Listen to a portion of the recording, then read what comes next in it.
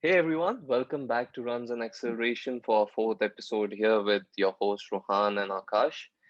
Again, a F1 episode as we head into the final weekend of the first triple header of the season.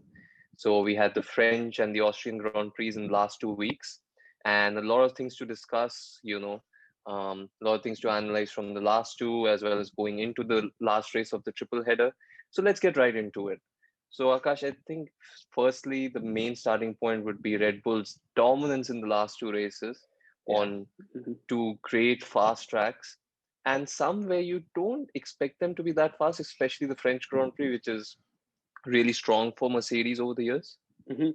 I mean, it's not just the last two, it's been the last four races where they've been True. dominant. So this is the last four races where this has only happened since I think 2013 or 2012, I think it was, where Red Bull have won four races in a row, and there hasn't been like this kind of this is properly Red Bull kind of almost a proper kind of like stab straight into like Mercedes dominance, I would have to say.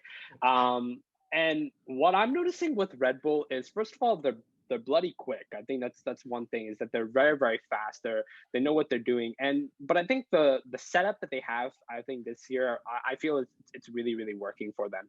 I think with what they kind of have made this out to be. I mean they will never admit this, but like this is something that you can really pick up on with their two drivers, Max Verstappen and Sergio Perez. Right. Verstappen is definitely, he has the championship lead now by, I think it was 20, 18 to 30. 19 Yeah, points. Yeah. eight, something like under 20 points or something like that, I was going to say. And it's been excellent. He's been really, really consistent, winning races. Lewis is just right behind him. Not looking at it, we'll go more into that later. But really, I think the one thing that I'm noticing is not just with Verstappen being really quick, you have Sergio Perez who's starting to compete also.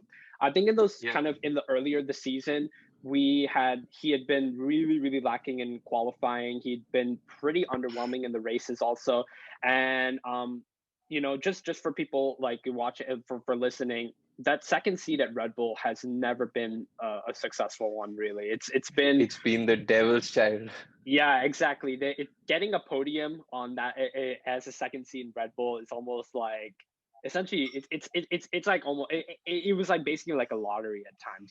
People were always coming just short up, Definitely.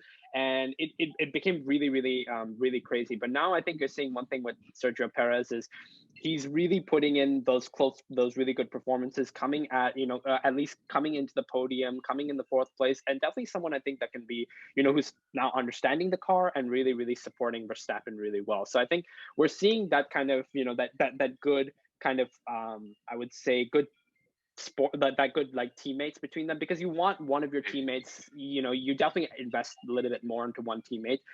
That's a little bit that's pretty obvious. And then you have Sergio Perez, who's just, he's just doing his role really. He knows that most likely he will not be a contender for the drivers championship, but he's That's going to true. be there for the constructors, for the team No, champ. I think you bring up a very interesting point, which is the fact that there seems to be, ever since Azerbaijan, where Perez won, and even Mm-hmm. though Verstappen had his tire blowout and he should have Yep. won that race, I think Mm-hmm. one thing we're seeing is there's a sense of harmony within that team.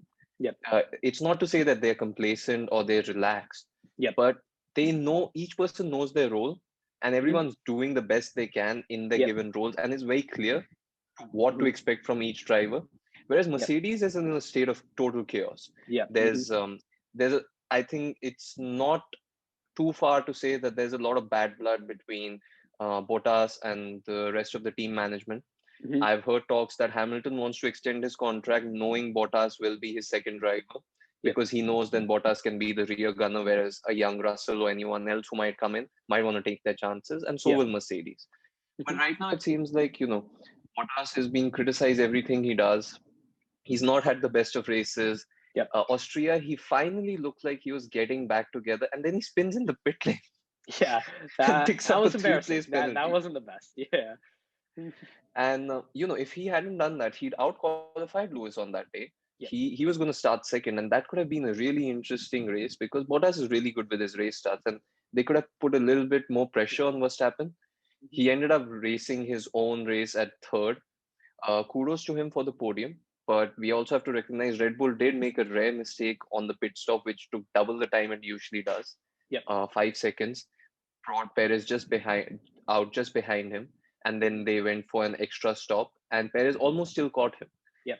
I So think if he had like two more laps, maybe I would say, then it would have been a little. Then he would have been perfectly poised to do an overtake. yeah, But no, just because he was on yeah, fresher exactly. tires and everything like that. So, but no, And the I don't. Mercedes race pace looks so bad Yeah. that the Carlos Sainz's Ferrari actually unlapped himself over Lewis, Yeah. which Hmm. also takes me into our next point, right? Which is Ferrari race pace. Like, what is this? A tale of two cities? What's happening? I think the one thing with Ferrari is when we. I think it's important to look back a little bit. It went back in 2020. I think that from a more kind of from a team point of view, they found that 2020 was a horrible, just it was a disaster of year. It couldn't be described any Disaster. better like that. It was the Yeah, worst year Ferrari's ever had in Formula One. It was kind of embarrassing for such a great team. It has to be said. absolutely. But I think the one thing that we both really saw was now I feel that there's that thing is that we are not going to do what we did in 2020. We're basically going to fight our backsides off until we can act until we come into that phase where we are winning where we're not winning but like we're getting Challenging at least, right? everything like that where we're coming in the I think that right now they're fourth in the constructors. They want to go a little bit Yes. higher than that, but no, we want to be in that kind of we want to kind of gain that consistency. And I think the one thing we saw for me was one I think one of the best comebacks I've seen in recent times was we had in this recent Austrian Grand Prix, the Styrian Grand Prix, where Charles Leclerc and Pierre Gasly kind of came together. Gasly was out of the race. Leclerc was still there, was all the way at the back, and then fought his Had way to back. pit. Yeah, had to pit. He had to pit on the first lap, half a lap behind everyone else. Exactly. Had I think Ferrari almost did a basically like a masterstroke in strategy. You had a Absolutely. great strategy. You had amazing pace. Kind of put those two together, and Charles Leclerc ended up coming seventh when he was all the way at the Absolutely. bottom. So that was And brilliant. these aren't two words you associate together, which is Ferrari and masterstroke of strategy. Yeah, yeah. Not in It's not recent it's times. not Not in really recent times at all. not in Yeah. recent times, Hmm. not since maybe Schumacher was there, honestly. Yeah. Hmm. So I think it was great to see that, and it's ever more surprising because in the French Grand Prix it was almost the exact opposite. Yeah. Hmm. They qualified fifth and seventh. They were ahead of both the McLarens, their Yeah. nearest rivals, and they had a 2 point lead over them in the constructors. Hmm. I don't know what happened in the race. Leclerc came 16th. Yeah. Science dropped all the way back to 12th or something. They were Hmm. just going backwards 9, 10 positions. No race pace, Hmm. made a mockery of themselves and lost about like 20 Yeah. points to their nearest rivals, which in the battle for third and fourth is massive, considering they're not going to be getting the race winning 25 points anytime Yeah. soon. Hmm. So for I them do to, I do want to like touch on something with Ferrari was the one thing I've also noticed with Ferrari is their has been their management actually in recent times has been improving. But the one thing I wanted to ask you, because the team principal Mattia Binotto, he he has copped criticism, a lot of criticism in the absolutely, past. And do you see him as Ferrari's future? Do you see him someone who's going to be winning them races and really going to be leading them, or is he kind of, because the one thing I think I've really seen, I think we've both seen from him is that he's kind of living in the past a lot. Talking a lot about Ferrari's absolutely, history and everything like that. That's great, but you got to perform at the end of the day. So like, yeah. where do you think with from a management standpoint Ferrari's going? Because definitely there's some strides that are improving. Yeah. I think they're improving. We've given him a lot of criticism on the failures, but he's also the one managing, all of the comeback or whatever technical inconsistencies in the car that were there. He's trying to solve them. Hmm. He's been a part of Ferrari for 20 years. Um, I think I agree with you that I don't see him being there in another 5 years' time. I think his job has become of a guy whose legacy might be that he came into a team which was towards the top, Hmm. went completely down under him, but then maybe if he does plays his cards right, he's the one who also gets them back up. I Yeah. don't see him being there for so long that he sees them dominate and win under his leadership. Yeah. I'd love for you to try and do one of your impressions of Binotto when he talks about the history and heritage of right? Because I think that's Yeah, very it's like that's very on point, but also yeah, for the like listeners. Ferrari has a brilliant history.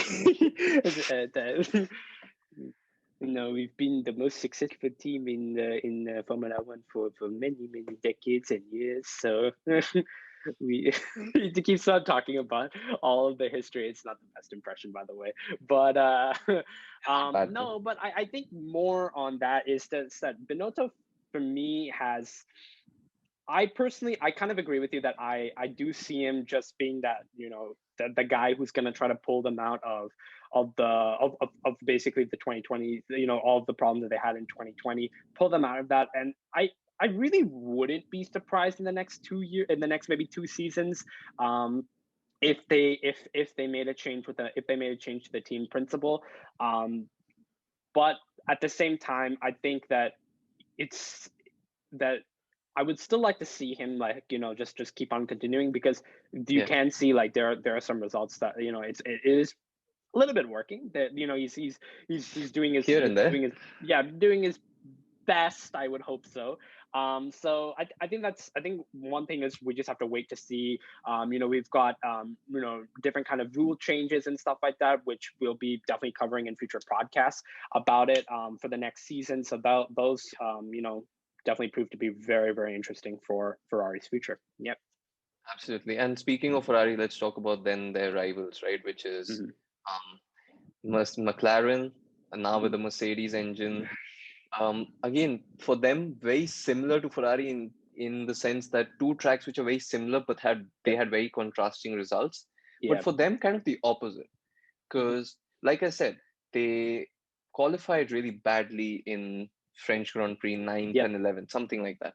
Yeah. But they come back to finish fifth and sixth, take a Hmm. lot of points out of Ferrari, Hmm. and then they come to Austria, which Lando qualifies fourth, starts third because of Bottas's Third. He penalty. came third. Those are, yeah. They came third That because was of that was amazing. Bottas's penalty. Yeah. Hmm. It was amazing. But Ricardo, on the other hand, 13th, Yeah. which It kind of reminds me of how Red Bull and Mercedes, like that fight of how Red Bull are dominating, Mercedes seem to be almost lacking in, like, multiple different departments and strategy with yeah, their drivers, everything like that. It just doesn't seem like that. And now you see Lando. I feel with Lando, I think he's clicking almost 100%. I think he's exceeding everyone's absolutely. expectations at McLaren. This is someone that they're going to be that I do not see McLaren letting go for, and, like, I would say the next. I know this might sound insane, for the next 7 to 10 years, almost. I would say Definitely, no, like I that. actually agree with you. Yeah, and I think just because of his proven consistency, proven results, this is a serious contender. That I think in the beginning, Lando copped a lot of criticism with saying, "Oh, because he was young, he's a little bit Yeah, immature." I think these last 2 seasons, he's really said, I need to up my game. I need to be, like, not just the person that's looked at as the almost the joke of F1 in a sense like that, but really yeah, looked as someone to be taken seriously. And I think more and more we're seeing where I think when you kind of see that, him kind of taking it much more seriously, you get to see the true driver that he is. So I think that's something that I'm really enjoying. So absolutely. now from Lando, we go to, oh God, Ricardo, the the honey badger. Daniel, the honey badger himself. So, what do you think is going on? I think, for me personally, I don't think it's like he's not under. I feel like it's just more than just he's not getting with, like, understanding the car. Like, what do you think's going on with Ricardo right now? He's averaging about, like, 10th almost every single race, which is terrible almost for McLaren. Yeah, It is. actually. It is. It is. So I think it's really weird because you expect someone like him who's in his early 30s. He's been Yeah. in Formula One for over a decade. I know every car takes time getting used to. He had a very similar stint with Renault. His first year at Renault was shit, to be Yeah, honest. exactly. He couldn't even reverse the car if you remember Baku Yeah, yeah, 2019. But yeah. uh, it's I know it's astonishing because he came in and I think Carlos Sainz actually asked him, after he moved to Ferrari, he asked Ricardo after a couple of races in a press conference, he's like, how's the car? Is something completely different, right? And he was like, yeah, it is. And Ricardo, someone who needs a lot of comfort on his brake pedal, because as we know, He's the late breaker. All his moves are breaking later than you can expect, and he still makes it and Yep. overtakes a guy. I Hmm. think till he has that confidence that he can safely stop the car and make his overtakes, his aggression comes from there, and he's not getting that. But even otherwise, on a one lap pace, he's nowhere. Yep. He's not only slower than the Ferraris or his teammate, who again, like you said, probably top two drivers this season Yeah. after Verstappen, because Hmm. he's fourth in the championship in a McLaren, ahead of Bottas, and almost the same as Sergio Perez in a Red Bull. Yeah. Only driver to score points in every single race of the season, top five in almost all of them, and two podiums. Yeah. Amazing. Hmm. Ricardo, on the other hand, has no one knows what's happening with him. Yep. He in practice sessions, he'll top the practice Hmm. charts like he did in Austria, and everyone was like, okay, he's back. After French Grand Prix, his good race, recovering around six, seven positions, he's back. Honey badgers here. Hmm. And again in the race, he just drops back. He dropped so far back. Kimi Raikkonen and I think Vettel overtook him in cars which are not really even suited to the track, and they Yep. weren't fast at all. Hmm. So I feel it's like you said very correctly. It's a lot like the Mercedes versus Red Bull situation. I think Ferrari, they know they might not have the faster car in some sense, Hmm. but they're playing as a team. Science Yeah. is consistent. Leclerc is putting out some great performances. Has had his bad luck with a couple of Yeah. DNFs, Hmm. but on these guys, McLaren is really up and down. They can be third, but they can also be Hmm. 15th. Yeah. And I don't see how that can happen even two different drivers in the same car. I Yeah. just don't see it. So I've I've got a little theory about that, and I think with Ricardo, it's one thing I was noticing. Kind of looking back in Ricardo's career when he was at Red Bull. Once kind of Sebastian Vettel left Red Bull, he not in a sense became the primary driver, but he started to become that, the and then senior especially driver, correct. yeah, much more. And then like you had in the 2016, even 2017 season, Ricardo was definitely I think in a sense maybe I don't want to think say coddled, but definitely prioritized a lot. He just had way more support. And then when it came into the Absolutely.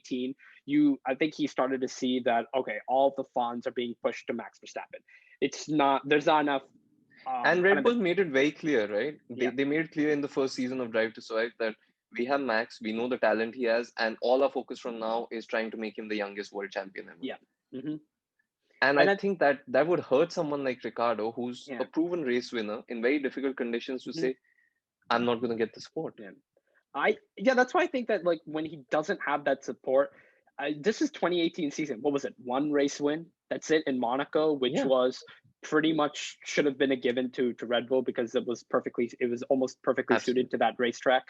And that was like I mean that was it. And I don't know what else really he did. I'm trying to remember, and I seriously don't remember what else he really did in All that I remember 2018 is season. him yelling a lot of words in Yeah. his helmet after retiring from a lot Mhm. of races because of Yeah. engine troubles.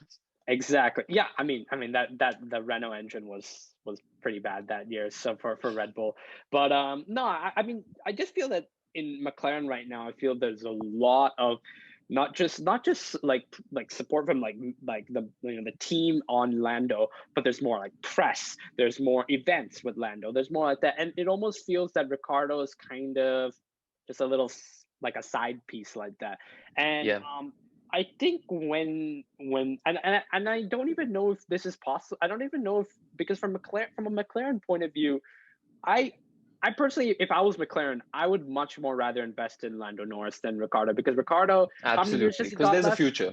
Yeah, exactly. Ricardo doesn't have as many years left as compared to Lando, and with Lando, you have a serious good chance. I mean, with the car and everything like that, with this performance, you have a seriously good chance of possibly even winning a Grand Prix, which is something that would be great for them.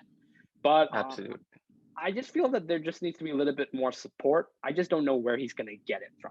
Yeah. And to be Because honest, this Zach Brown, the CEO of McLaren, he yeah seems to really cozy up to Lando as almost like, his the son he never had. yeah It's a exactly. very close relationship. It's nice to see. Christian Horner has a very similar relationship with Max Verstappen. Hmm. And I think it's a very clear case, two teams who know they have future champions in their teams, they don't want to let go. And you Hmm. almost get the feeling that Ricardo's been in both camps and he's like, really, again? Hmm. So, okay, one last question before we move on to another driver of Hmm. who's gone through something similar. But what do you think, Ricardo, by moving out of Red Bull, knowing he would have been the second driver, but moving to Renault in a haste and then leaving them when they were starting to get good? Although right now it seems it's a good decision. But Yeah. what do you think? Give thrown his chances away of ever being a world champion, or will he Yeah. still? 100%. I really do like Ricardo. I really do like him as a driver, Absolutely. as a person. As a person, he's really like. I think he makes the sport way more interesting than it is. But no, I think I don't want to say he kind of shot himself in the foot, but really he kind of did. He did. I think for McLaren, I like from a realistic point of view, even though there's going to be things changing up in the next season, I still think that they're a little bit off from being actually really winning races. Maybe if they get super lucky, they could Absolutely. they could maybe catch an opportunity. But I think Ricardo is. I think he also understands he doesn't have that much time left to do much. I also think a lot of teams are not really interested in Ricardo anymore. I think they've kind of seen everything from him, and Yeah. they've. I don't think Red Bull, and this Verstappen and Perez combination, in my opinion, I think should be there until really almost maybe just before Perez retires, because I think it's really working for them. Only if Absolutely. Perez has like an absolute terrible season, but Or there's a Red Bull Junior who's really showing something yeah, special, you know? exactly. So I think we'll have to just see what the future holds. But it doesn't look really that great for Ricardo, and I think he True. might know that himself. Yeah. Hmm. Hmm. And speaking of Red Bull Juniors who might have impressed, Pierre Gasly, the gas man. Yes. He's he scored more points this season in the first six races than he did in a Red Bull Yeah. in 2019. And he's been driving he's been driving like there's no tomorrow, right? He's Yeah. giving Hmm. every race, every single thing. Had a very unlucky race in Austria last weekend. Yep. Leclerc was a little bit clumsy, touching his front wing with Yeah. the rear tire, and a little surprising. I thought it was going to be a puncher, but his suspension just broke. So Yeah. that was kind of like a. Because I think if Leclerc was able to come back to seventh, Hmm. and Gasly's teammate, who's not done much, Yuki Tsunoda Yeah. was able to be around the top 10. I think if Gasly was able to come back into the race, we would have seen a great charge from him. Hmm. And the Frenchman has defied all expectations. 2019, he was possibly one of the most hated guys in the paddock for giving away such an opportunity. Yeah. And now he's almost like a different brand in Formula One, you know? Yeah. Like you have your main fans of Verstappen, Hamilton, but there's this whole separate fan club, like a cult following for this one underdog Yeah. who's trying to take on the big teams with a very small car. And it's a great underdog story, zero to hero. I think if you ask almost, I mean, not almost, I mean, almost every F1 fan, and they see Gasly in the podium, I think a lot of people don't have a problem with that at all.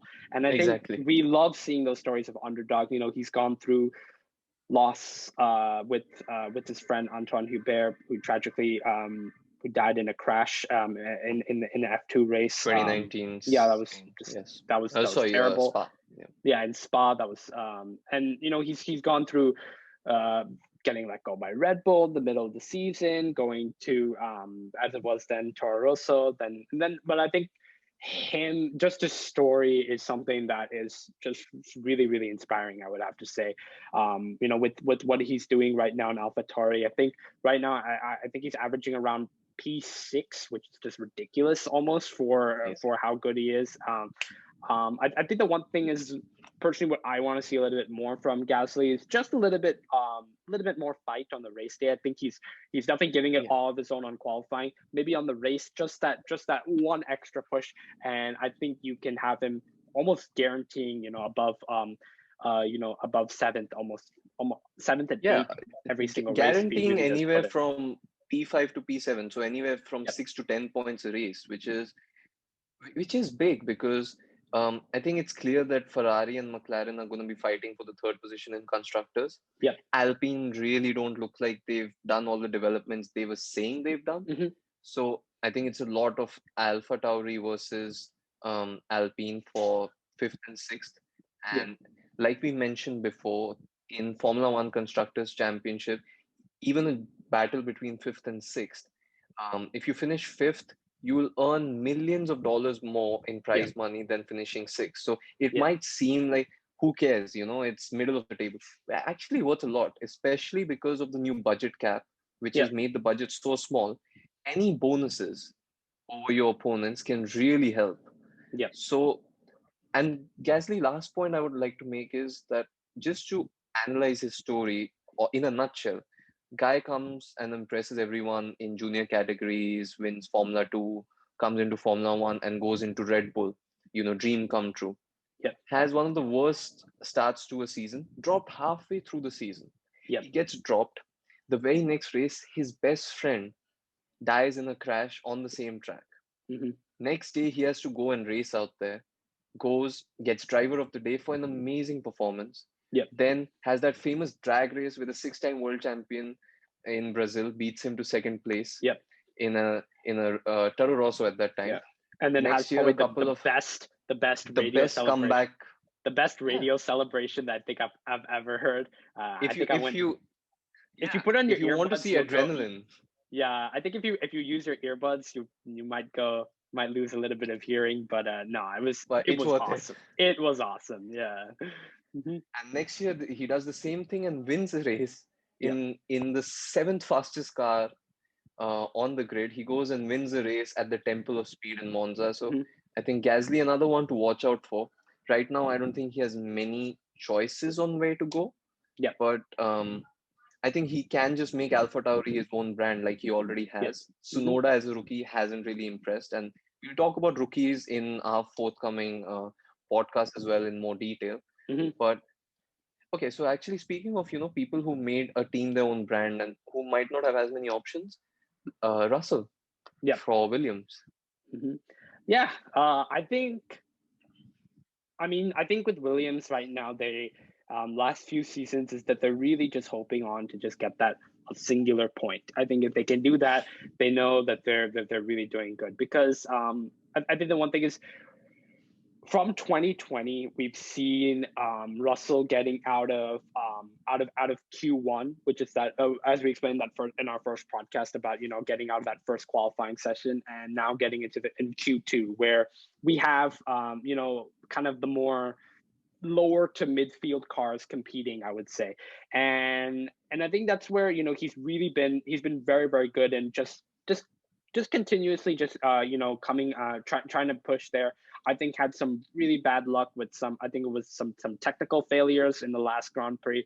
Yeah, Tries to gave it basically everything. Was almost looking at seventh, maybe even eighth, which eighth. have been I think I think like you would have had like the Williams team almost in tears, Celebrate thinking like like a yeah win, actually right? Champagne and everything. yeah, but I'm just I, I think where do you see Russell's future? I think that's one thing that a lot of people see. Okay, Williams is there, but what is his future? Do we see him at at Mercedes where people are thinking is going to be, Right. or maybe could be with McLaren being Mercedes powered, could be coming at a McLaren, Interesting. could be coming going to Aston, going to one of these teams. I mean, I'm just thinking about Mercedes powered teams that Absolutely. they all have Hmm. connections with each other. So where do you think he's maybe ready for that Mercedes seat almost in a sense? I think this might be a good point, good end note for our podcast. Hmm. So I think the last thing about Russell, it's very interesting. You brought up a couple of interesting points I hadn't thought of, which is now that Mercedes is powering more teams, are engine manufacturers for more teams, he has a chance because Vettel is only going to stay so long. His performances have improved. I'm not talking about performances, but just his age. Like Hamilton has to go at some point, he has to go as well. And from Vettel, I really don't see that hunger to be a champion again. So I won't be surprised if he leaves Aston in a couple of years. Aston might be a bit of a reach because it is Lance Stroll's team. It's his dad's team. So Yeah. I don't know if he wants to have competition from possibly one of the best, fastest young drivers on the field. Hmm. Mercedes is another one because Bottas, there's a lot of bad blood. He's going to give it his all, I think, to try and find a seat or somewhere for his own racing future now. I don't think it's going to be at Mercedes. So that is opening up. Hmm. The added benefit is now that Ocon, who was another Mercedes junior driver. Now that he's committed himself to Alpine, I think he's kind of out of the running. Yep. So Mercedes has really opened up. McLaren too. If Ricardo is not able to deliver, Yep. McLaren seems to have a good race car, and you might see a surprise move just there. So I think it's good. So the next race is actually very crucial for all Yep. of the guys we talked about. Mm-hmm. For Ferrari, it's going to show if can they maintain the race pace on the same track again, or was it just something lucky that one of them was maybe because he was so far off from all the Mm-hmm. traffic, he was able to use the fresh air Yep. and speed up a lot. That's going to be interesting. Can Mercedes find something finally, or at the end of this triple header, if Red Bull wins again or finishes ahead? I think it's kind of a given then Mercedes don't have what it takes to bring the fight to Yeah. Red Bull on Mm-hmm. the faster tracks, which is going to Yeah. be a lot of European tracks later in the season. Mm-hmm. And so there's Ferrari, there's McLaren, and for these youngsters, a lot of them from next race you'll see because now we're going into the second third of the season, the middle of the season, Yep. and now it's going to get really important who does what. So Russell might have another chance Mm-hmm. at scoring points with Williams, but also a few people need to step up. Ricardo really needs to step up by the next few races. Yep. And let's see what Ferrari can do as well. So Mm-hmm. exciting race coming up. Let's see. Maybe we get rain. They always say it never happens. Yep. So Hopefully we interesting get some stuff. interesting races. Hopefully we just get some interesting races. Yep. All right, Absolutely. everyone. Thank you so much for joining us on our fourth episode here at Runs and Acceleration. And we'll see you at our next one. Thank you so much, everyone. Thank you, everyone. Bye.